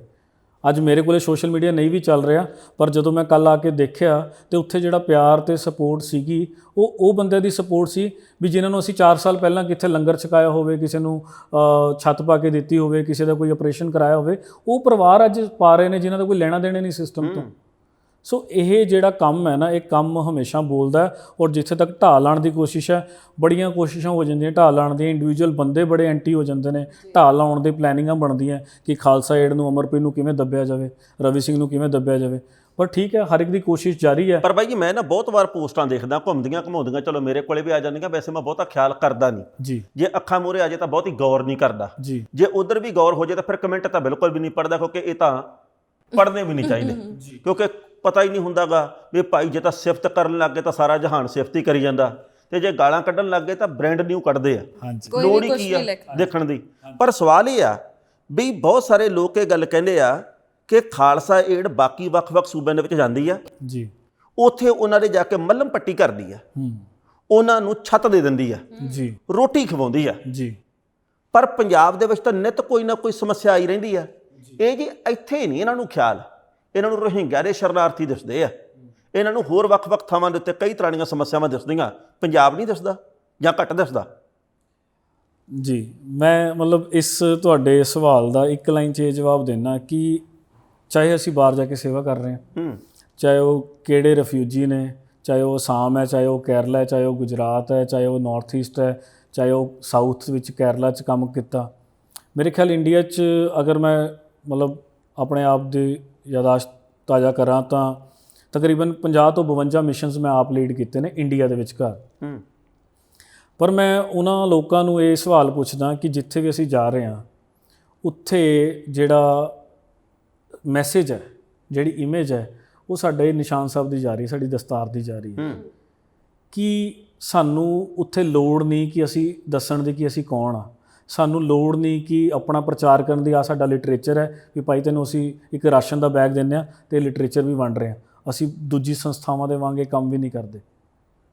ਬਟ ਜਦੋਂ ਪੰਜਾਬ ਨੂੰ ਲੋੜ ਪਈ ਹੈ, ਜਿੱਥੇ ਜਿੱਥੇ ਪੰਜਾਬ ਨੂੰ ਲੋੜ ਪਈ ਹੈ, ਜਿੱਥੇ ਪੰਜਾਬ ਦੇ ਵਿਚਕਾਰ ਸਾਡੇ ਪਰਮਾਨੈਂਟ ਪ੍ਰੋਜੈਕਟ ਚੱਲ ਰਹੇ ਹੈ, ਅਗਰ ਪੈਰਲਲੀ ਤੁਸੀਂ ਬਾਕੀ ਡਿਜ਼ਾਸਟਰ ਪ੍ਰੋਜੈਕਟ ਦੇਖੋ ਅਤੇ ਉਹਨਾਂ ਨੂੰ ਦੇਖੋ ਤਾਂ ਇਹਦੀ ਲੀਹ ਤੁਹਾਨੂੰ ਲੰਬੀ ਦਿਖੂਗੀ। ਪਰ ਕੀ ਹੁੰਦਾ ਹੈ, ਇੱਕ ਹਿਊਮਨ ਸਾਈਕੋਲੋਜੀ ਹੈ ਕਿ ਜਦੋਂ ਇੱਕ ਦਸਤਾਰਧਾਰੀ ਸਿੱਖਾਂ ਦਾ ਇੱਕ ਗਰੁੱਪ ਕੇਰਲਾ ਦੇ ਵਿੱਚ ਘਰ ਜਾ ਕੇ ਰਾਸ਼ਨ ਵੰਡ ਰਿਹਾ ਹੋਵੇ ਤਾਂ ਕੇਰਲਾ ਦੇ ਲੋਕ ਸੁਭਾਵਿਕ ਹੈ ਕਿ ਉਹ ਅਟਰੈਕਟ ਹੋਣਗੇ ਤੁਹਾਡੇ ਵੱਲ। ਉਹ ਨਿਊਜ਼ ਦੇਖਦੇ ਨੇ ਕਿ ਵਾਕਈ ਕੋਈ ਦੂਜੇ ਸੂਬੇ ਤੋਂ ਆ ਗਿਆ।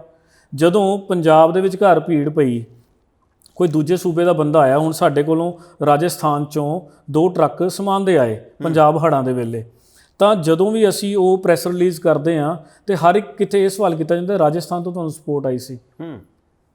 ਉਹ ਸੁਭਾਵਿਕ ਹੈ, ਕਿਉਂਕਿ ਜਦੋਂ ਤੁਸੀਂ ਇੱਕ ਆਊਟ ਆਫ ਦਾ ਵੇ ਜਾ ਕੇ ਕੋਈ ਕੰਮ ਕਰਦੇ ਹੋ, ਉਹ ਸੁਭਾਵਿਕ ਹੈ ਕਿ ਉਹ ਚਰਚਾ ਦਾ ਵਿਸ਼ਾ ਬਣੇਗਾ। ਇਸ ਚੀਜ਼ ਦੇ ਵਿਚਕਾਰ ਸਾਡੀ ਕਮਿਊਨਿਟੀ ਨੂੰ ਜਾਂ ਜਿਹੜੇ ਇਹ ਸਵਾਲ ਕਰਦੇ ਨੇ ਉਹਨਾਂ ਨੂੰ ਇਹ ਸਮਝਣਾ ਚਾਹੀਦਾ ਹੈ ਕਿ ਤੁਸੀਂ ਸਾਡੇ ਨਾਲ ਬੈਠ ਕੇ ਗੱਲ ਕਰੋ ਕਿ ਸਾਡੇ ਹੋਰ ਪ੍ਰੋਜੈਕਟ ਕੀ ਚੱਲ ਰਹੇ। ਖਾਲਸਾ ਏਡ ਦੇ 50 ਟਿਊਸ਼ਨ ਸੈਂਟਰ ਚੱਲ ਰਹੇ ਨੇ, ਹਜ਼ਾਰਾਂ ਬੱਚਾ ਸਕਾਲਰਸ਼ਿਪ ਲੈ ਰਿਹਾ, 1000 ਤੋਂ ਵੱਧ ਬੱਚਾ ਸਾਡੇ ਕੋਲੇ ਪਰਮਾਨੈਂਟਲੀ ਸਿਰਫ ਐਜੂਕੇਸ਼ਨ ਦੀ ਸਪੋਰਟ ਜਾ ਰਹੀ ਹੈ, ਜਿਹੜੀ ਕਿ ਇੰਨੇ ਸਾਲਾਂ ਤੋਂ ਪੜ੍ਹ ਰਹੇ ਨੇ। ਹਰ ਮਹੀਨੇ ਤਕਰੀਬਨ 50 ਤੋਂ ਵੱਧ ਅਸੀਂ ਆਪਰੇਸ਼ਨ ਸਪਾਂਸਰ ਕਰਦੇ ਹਾਂ। ਸਕੂਲ ਚੱਲ ਰਿਹਾ, ਹਸਪਤਾਲ ਚੱਲ ਰਿਹਾ ਜਿੱਥੇ ਵੱਧ ਤੋਂ ਵੱਧ ਪੇਸ਼ੈਂਟ 5000 ਤੋਂ ਵੱਧ ਪੇਸ਼ੈਂਟ ਮਹੀਨੇ ਦੀ OPD ਹੈ। ਇੰਨੇ ਕਾਰਜ ਚੱਲਣ ਤੋਂ ਬਾਅਦ ਉਸ ਤੋਂ ਬਾਅਦ ਵੀ ਇਹ ਸਵਾਲ ਕਰੀਏ ਕਿ ਅਸੀਂ ਪੰਜਾਬ 'ਚ ਕੁਝ ਨਹੀਂ ਕਰ ਰਹੇ, ਫਿਰ ਉਹਨਾਂ ਦੀ ਨੌਲੇਜ 'ਚ ਘੱਟ ਹੈ, ਸਾਡੇ ਕੰਮ 'ਚ ਘਾਟਾ ਨਹੀਂ ਹੈ। ਸਾਡੇ ਕੋਲੇ ਜਿੰਨੇ ਰਿਸੋਰਸਿਸ ਹੈਗੇ ਨੇ, ਜਿੰਨੀ ਸਮਰੱਥਾ ਹੈਗੀ, ਅਸੀਂ ਉਸ ਤੋਂ ਵੱਧ ਕੋਸ਼ਿਸ਼ ਕਰਦੇ ਹਾਂ। ਸਾਰੇ ਸੇਵਾਦਾਰ, ਕਦੇ ਤੁਸੀਂ ਸਾਡੇ ਨਾਲ ਗਰਾਊਂਡ ਜ਼ੀਰੋ ਤੇ ਆ ਕੇ ਦੇਖੋ ਕਿ ਕਿਵੇਂ ਦਿਨ ਰਾਤ ਇੱਕ ਕਰਕੇ ਕੰਮ ਲੱਗੇ ਰਹਿੰਦੇ ਨੇ। ਪਰ ਜੇ ਤੁਹਾਨੂੰ ਲੱਗਦਾ ਕਿ ਅਸੀਂ ਕੁਝ ਘੱਟ ਕਰ ਰਹੇ ਹਾਂ ਤਾਂ ਸਾਡੀ ਬਾਹਾਂ ਬਣੋ ਨਾ, ਸਵਾਲ ਕਰਨੇ ਆ ਕੇ ਦੇਖੋ ਕਿ ਉਹ ਕਿੰਨਾ ਪ੍ਰੈਕਟੀਕਲੀ ਪੋਸੀਬਲ ਹੈ।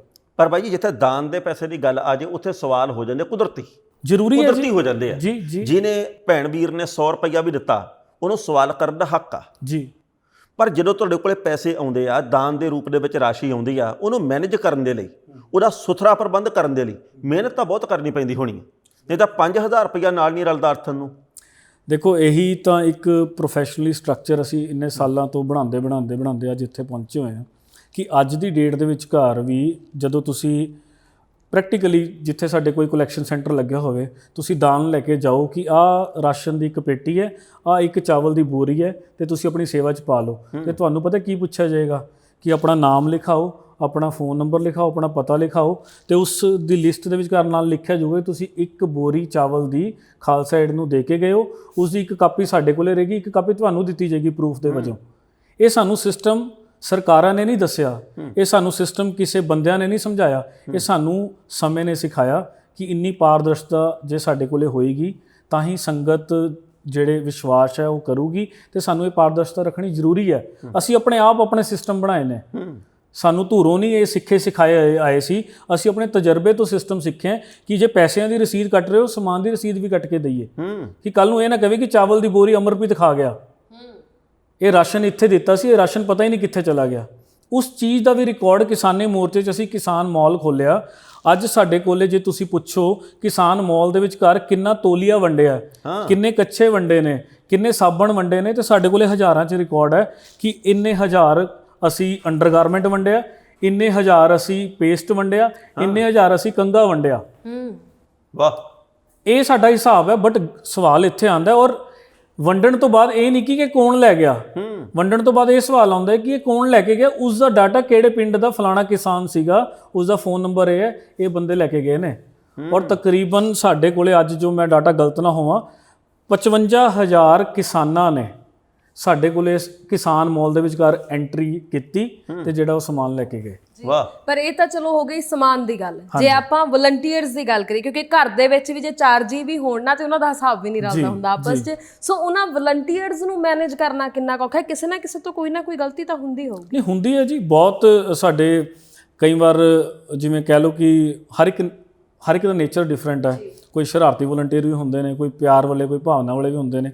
ਕਈ ਬੰਦੇ ਅਕਸਰ ਇਹੋ ਜਿਹੀ ਟੀਮ 'ਚ ਕਈ ਵਾਰ ਸ਼ਾਮਲ ਹੋ ਜਾਂਦੇ ਨੇ ਜਿਹੜੇ ਕਿ ਸਾਨੂੰ ਲੱਗਦਾ ਕਿ ਯਾਰ ਇਹ ਬੰਦੇ ਨਹੀਂ ਸਿਸਟਮ ਦੇ ਲਈ ਚੰਗੇ, ਅਸੀਂ ਉਹਨਾਂ ਨੂੰ ਬਾਹਰ ਕੱਢ ਦਿੰਦੇ ਹਾਂ। ਸਿੰਪਲ ਜਿਹਾ ਪ੍ਰੋਟੋਕੋਲ ਹੈ, ਜਦੋਂ ਕਿਸੇ ਵਲੰਟੀਅਰ ਨੇ ਐਂਟਰ ਹੋਣਾ ਤਾਂ ਸਾਡਾ ਇੱਕ ਐਗਰੀਮੈਂਟ ਹੁੰਦਾ ਜਿਸ ਦੇ ਵਿਚਕਾਰ ਅਸੀਂ ਆਪਣੀ ਟਰਮਸ ਐਂਡ ਕੰਡੀਸ਼ਨਸ ਲਿਖੀਆਂ ਹੁੰਦੀਆਂ। ਉਹਨਾਂ ਦੀ ਟ੍ਰੇਨਿੰਗ ਹੁੰਦੀ ਹੈ, 1 ਦਿਨ ਦੀ ਪੂਰੀ ਟ੍ਰੇਨਿੰਗ ਹੁੰਦੀ ਆ ਕਿ ਤੁਸੀਂ ਸਾਡੇ ਕੋਲੇ ਆਓਗੇ, ਸਾਡਾ ਸਟਾਫ ਤੁਹਾਨੂੰ ਟ੍ਰੇਨਡ ਕਰੇਗਾ ਕਿ ਤੁਸੀਂ ਕੀ ਕਰ ਸਕਦੇ ਹੋ, ਕੀ ਨਹੀਂ ਕਰ ਸਕਦੇ। ਤੁਸੀਂ ਪੋਲੀਟੀਕਲ ਰੈਲੀਆਂ ਤੇ ਨਹੀਂ ਜਾ ਸਕਦੇ, ਤੁਸੀਂ ਕਿਸੇ ਧਰਮ ਦੇ ਖਿਲਾਫ ਨਹੀਂ ਬੋਲ ਸਕਦੇ, ਤੁਸੀਂ ਟੀ-ਸ਼ਰਟ ਪਾ ਕੇ ਇੱਥੇ ਨਹੀਂ ਵਿਜ਼ਿਟ ਕਰ ਸਕਦੇ, ਤੁਸੀਂ ਕੋਈ ਪ੍ਰੈਸ ਰਿਲੀਜ਼ ਨਹੀਂ ਕਰ ਸਕਦੇ। ਇਹ ਸਾਡੀਆਂ ਹਦਾਇਤਾਂ ਉਹਨਾਂ ਨੂੰ ਹੈਗੀਆਂ ਨੇ। ਅਗਰ ਕੋਈ ਵੀ ਵਲੰਟੀਅਰ ਇਹ ਹਦਾਇਤਾਂ ਤੋੜਦਾ ਹੈ ਤੇ ਅਸੀਂ ਉਹਨਾਂ ਨੂੰ ਬਾਹਰ ਕੱਢ ਦਿੰਦੇ ਹਾਂ। ਔਰ ਇਹ ਨਹੀਂ ਕਿ ਅਸੀਂ ਕੱਢੇ ਨਹੀਂ, ਅੱਜ ਤੱਕ ਬਹੁਤ ਵਲੰਟੀਅਰ ਨੂੰ ਕੱਢਿਆ ਜਿਹੜੇ ਸਾਨੂੰ ਲੱਗਦਾ ਹੈ ਕਿ ਸਿਰਫ ਕਿਸੇ ਏਜੰਡੇ ਦੇ ਨਾਲ ਆ ਰਹੇ ਨੇ, ਕਿਸੇ ਨੇ ਸਿਰਫ ਸਿਆਸਤ ਦੇ ਵਿਚਕਾਰ ਮੂਵ ਕਰਨਾ ਹੈ, ਉਹ ਖਾਲਸਾ ਏਡ ਦੀ ਸੇਵਾ ਕਰਕੇ ਆਪਣੀ ਪ੍ਰੋਫਾਈਲ ਬਣਾਉਣਾ ਚਾਹ ਰਹੇ ਨੇ। ਜਦੋਂ ਸਾਨੂੰ ਇਦਾਂ ਦੀ ਇੰਟੂਇਸ਼ਨਸ ਹੁੰਦੀਆਂ, ਕੋਈ ਰਿਕਾਰਡ ਮਿਲਦਾ, ਅਸੀਂ ਐਕਸ਼ਨ ਲੈਂਦੇ ਹਾਂ। ਪਰ ਫਿਰ ਮੁੜ ਘੜ ਕੇ ਸਵਾਲ ਉੱਥੇ ਹੀ ਆ ਗਿਆ ਵੀ ਜਦੋਂ ਛਾਪਾ ਪਿਆ ਉਸ ਤੋਂ ਬਾਅਦ ਰਾਜਨੀਤੀ ਪੰਜਾਬ ਦੀ ਗਰਮ ਹੋ ਗਈ ਜੀ। ਫਿਰ ਵੱਖ-ਵੱਖ ਰਾਜਨੀਤਿਕ ਲੋਕਾਂ ਨੇ ਖਾਲਸਾ ਏਡ ਦੇ ਹੱਕ ਦੇ ਵਿੱਚ ਬਿਆਨ ਦਿੱਤੇ ਜੀ। ਉਹਨਾਂ ਨੇ ਕਿਹਾ ਜੀ ਕਿ ਧਿਰ ਬਣ ਕੇ ਖੜੇ ਆ। ਜਿਹੜੇ ਜਾਖੜ ਸਾਹਿਬ ਨੇ, ਸੁਨੀਲ ਜਾਖੜ ਸਾਹਿਬ ਪੰਜਾਬ ਬੀਜੇਪੀ ਦੇ ਪ੍ਰਧਾਨ, ਉਹ ਅਮਿਤ ਸ਼ਾਹ ਜੀ ਨੂੰ ਮਿਲੇ ਫਿਰ ਜੀ। ਜਾਂ ਗੱਲਬਾਤ ਕੀਤੀ। ਜੀ। ਉਹਨਾਂ ਨੇ ਕਿਹਾ ਜੀ ਕਿ ਇਹਨਾਂ ਨੇ ਕੰਮ ਬਹੁਤ ਕੀਤੇ ਆ। ਜਦੋਂ ਹੁਣ ਤਾਂ ਤੱਕ ਗੱਲ ਪਹੁੰਚ ਗਈ, ਨੇਤਾਵਾਂ ਤੱਕ ਟੱਲੀਆਂ ਖੜਕੀਆਂ, ਫਿਰ ਥੋੜਾ ਜਿਹਾ ਹੱਥ ਹੌਲਾ ਹੋਇਆ ਕਿ ਨਹੀਂ ਉਸ ਤੋਂ ਬਾਅਦ? ਨਹੀਂ, ਖੈਰ ਇਸ ਚੀਜ਼ 'ਚ ਹੱਥ ਹੌਲਾ ਹੋਣ ਲਈ ਤਾਂ ਕੋਈ ਗੱਲ ਨਹੀਂ ਹੋਈ, ਬਟ ਮੈਂ ਇਸ ਚੀਜ਼ 'ਚ ਸ਼ੌਕਡ ਸੀਗਾ ਕਿ ਜਿਹੜੇ ਪੋਲੀਟੀਕਲ ਬੰਦਿਆਂ ਨੂੰ ਮੈਂ ਹਜੇ ਤੱਕ ਮਿਲਿਆ ਹੀ ਨਹੀਂ ਕਦੇ ਜ਼ਿੰਦਗੀ 'ਚ, ਜਿਨ੍ਹਾਂ ਨੂੰ ਮੈਂ ਪਰਸਨਲੀ ਜਾਣਦਾ ਵੀ ਨਹੀਂਗਾ, ਤੇ ਅੱਜ ਉਹ ਸਟੇਟਮੈਂਟ ਦੇ ਰਹੇ ਨੇ। ਤੇ ਅਸੀਂ ਜਦੋਂ ਆਪਣਾ ਇਨਵੈਸਟੀਗੇਸ਼ਨ ਤੋਂ ਬਾਅਦ ਆਪਣਾ ਗਰੁੱਪ ਜਦੋਂ ਸਾਡਾ ਬੈਠਿਆ, ਅਸੀਂ ਆਪਸ 'ਚ ਸਲਾਹਾਂ ਕਰ ਰਹੇ ਸੀ, ਗੱਲਾਂ ਬਾਤਾਂ, ਤੇ ਮੈਂ ਇਹ ਚੀਜ਼ ਸੋਚਿਆ ਕਿ ਇਹ ਰੱਬ ਆਪ ਵਰਤਦਾ ਨਾ ਵਿਚਕਾਰ। ਅਸੀਂ ਅੱਜ ਤੱਕ ਕਦੇ ਵੀ ਕਿਸੇ ਪੋਲੀਟੀਕਲ ਪਾਰਟੀ ਨੂੰ ਇਹ ਦੇਖ ਕੇ ਨਹੀਂ ਮਤਲਬ ਉਹਨਾਂ ਨੂੰ ਮਿਲੇ ਜਾਂ ਗਿਲੇ ਕਿ ਯਾਰ ਇਹ ਫਲਾਣਾ ਇਸ ਪਾਰਟੀ ਦਾ ਬੰਦਾ, ਫਲਾਣਾ ਇਸ ਪਾਰਟੀ ਦਾ ਬੰਦਾ। ਸਾਨੂੰ ਪੋਲੀਟੀਕਲ ਪਾਰਟੀਜ਼ ਅਪਰੋਚ ਕਰਦੀਆਂ, ਆ ਫਲਾਣੇ ਹਸਪੀਟਲ 'ਚ ਆ ਲੋੜ ਹੈ ਜੀ, ਤੁਸੀਂ ਵੈਰੀਫਾਈ ਕਰ ਲਓ, ਅਗਰ ਤੁਸੀਂ ਕੋਈ ਸਪੋਰਟ ਕਰ ਸਕੋ ਤਾਂ ਤੁਸੀਂ ਇੱਥੇ ਆ ਸਮਾਨ ਭੇਜ ਸਕਦੇ ਹੋ।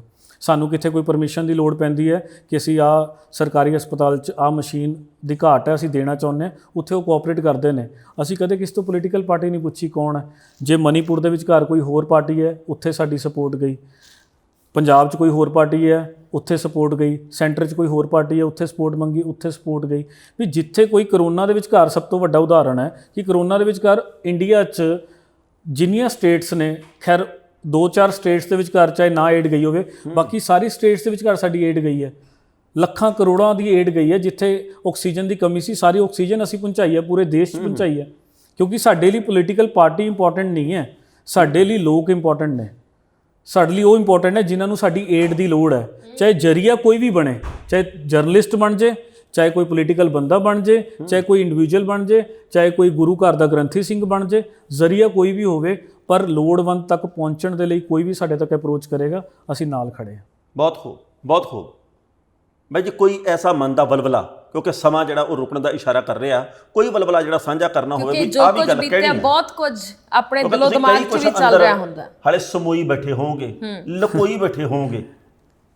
ਨਹੀਂ, ਵਲਵਲਾ ਤਾਂ ਕੁਛ ਨਹੀਂ ਜੀ। ਮੈਂ ਸਿਰਫ ਮਤਲਬ ਨਾ NIA ਦੇ ਸਾਹਮਣੇ ਵੀ ਇਹ ਗੱਲ ਕਹੀ ਕਿ ਮੈਂ ਕਿਹਾ ਸ਼ਾਇਦ ਤੁਸੀਂ ਪਤਾ ਨਹੀਂ ਇੰਟੈਂਸ਼ਨਲੀ ਜਾਂ ਅਨਇੰਟੈਂਸ਼ਨਲੀ ਰੇਡ ਕੀਤੀ ਹੈ, ਪਰ ਸੱਚ ਜਾਣਿਓ ਕਿ ਖਾਲਸਾ ਏਡ ਬਹੁਤ ਨਿਰੋਲ ਹੋ ਕੇ ਚੱਲ ਰਹੀ ਹੈ, ਬਹੁਤ ਪਾਰਦਰਸ਼ਤਾ ਦੇ ਨਾਲ ਚੱਲ ਰਹੀ ਹੈ। ਸ਼ਾਇਦ ਤੁਹਾਡੇ ਮਨ 'ਚ ਭੁਲੇਖਾ ਹੋਵੇ ਕਿ ਸ਼ਾਇਦ ਇਹ ਉੱਪਰੋਂ ਦੀ ਇੱਦਾਂ ਸੇਵਾ ਦੀ ਭਾਵਨਾ ਰੱਖਦੇ ਨੇ, ਅੰਦਰੋਂ ਪਤਾ ਨਹੀਂ ਕਿਹੜੀਆਂ ਬੰਦੂਕਾਂ ਪਿਸਤੌਲਾਂ ਅਸੀਂ ਰੱਖੀਆਂ ਨੇ।